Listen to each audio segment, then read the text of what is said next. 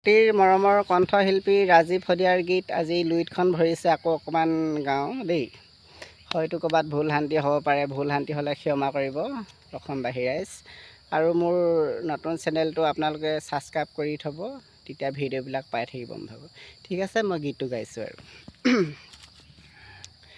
লুইতখন ভৰিলে বিষ মেটেকাৰে পাৰত ভৰিলে জাবৰ, পশ্চিমৰ বতাহজাক পূবলৈ বলিছে, তাৰ জানো ৰাখিছ খবৰ। বোলো অসমীয়া দুৰ্গা দীপাৱলীয়ে কঙালীক চেপিছে, নিউৱে আহি ভোগালীক নাখিছে, পশ্চিমৰ বতাহজাক পূবলৈ বলিছে, তাৰ জানো ৰাখিছ খবৰ, তাৰ জানো ৰাখিছ খবৰ।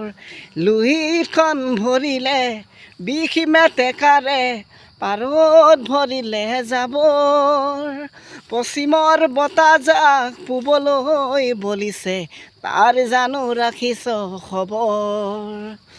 আইৰ তাঁতশাল ইতিহাস হ'ল এবেগেট কাপোৰে ইয়াতে, তাঁত বাতি কৰি দিশ বানি তৰি আজি কাপোৰ বয়নো কোনে। আৰু কি কৰিছোঁ আমি, অসমীয়া মাধ্যমত আমাৰ ল'ৰাক নপঢ়াওঁ, মাতৃভাষা নুফুটে মুখত, ইংৰাজীও নুফুটে মুখত, পাপা মামী বুলি মাতিলেহে ভাল পাওঁ, আই পিতাই নিশিকাওঁ লাজৰ।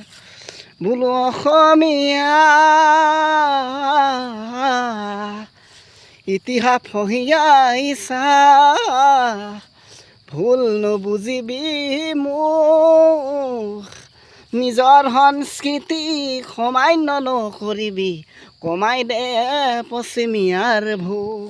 বোলো নিজৰ সংস্কৃতিক সমান্য নকৰিবি, কমাই দে পশ্চিমীয়াৰ ভোগ। লুইতখন ভৰিলে বিষ মেটেকাৰে পাৰত ভৰিলে জাবৰ, পশ্চিমৰ বতাহজাক পূবলৈ বলিছে, তাৰ জানো ৰাখিছ খবৰ।